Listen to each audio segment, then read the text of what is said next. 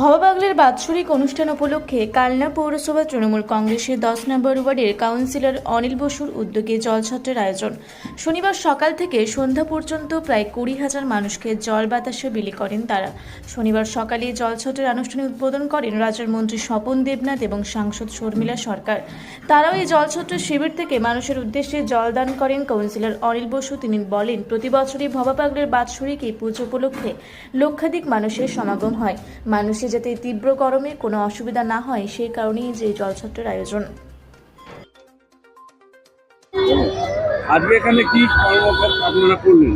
আজকে যেটা করা হলো, মামায় মমতা বন্দ্যোপাধ্যায় এবং অভিষেক বন্দ্যোপাধ্যায় এবং মাননীয় মন্ত্রী স্বপন দেবনাথ এবং আমাদের যিনি সাংসদ শর্মিলা সরকার এসেছিলেন, ইনাদের অনুপ্রেরণায় তৃণমূল কংগ্রেসের পক্ষ থেকে কালনা পৌরসভা 10 নম্বর ওয়ার্ডের পক্ষ থেকে আজকের এই জলদান শিবিরটা করা হয়েছে।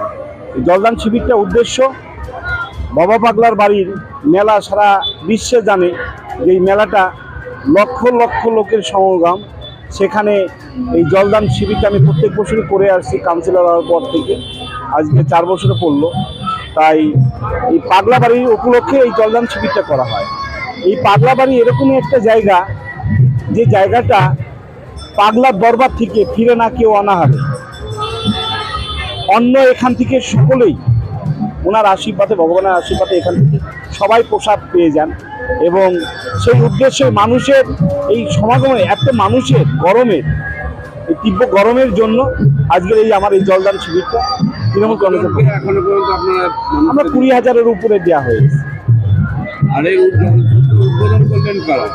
এবং এখানে এসেছিলেন মাননীয় রাজ্যের ক্যাবিনেট মিনিস্টার মাননীয় স্বপন দেবনাথ মহাশয় এবং আমাদের যিনি সাংসদ শর্মিলা সরকার এসেছিলেন, ভাইস চেয়ারম্যান, এবং জেলার আইএনটিটিসির সভাপতি ছিলেন সন্দীপ বসু, এবং সমস্ত কাউন্সিলররা ছিলেন।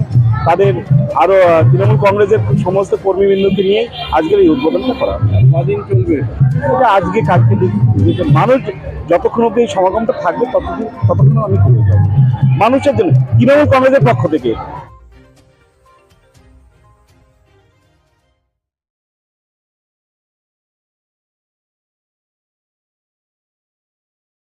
মুড়া ব্লকের লধুরকা গ্রামের অদূরে অবস্থিত দৌলত পাবলিক স্কুলের দখলে থাকা বেশ কিছু জমি নিয়ে শুরু হয়েছে আইনি জটিলতা।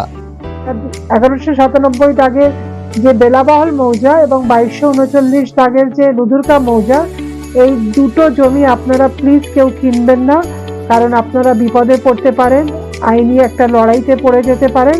জমিটা একদম ডিসপিউটেড, ফলে একটু সাবধানে থাকবেন।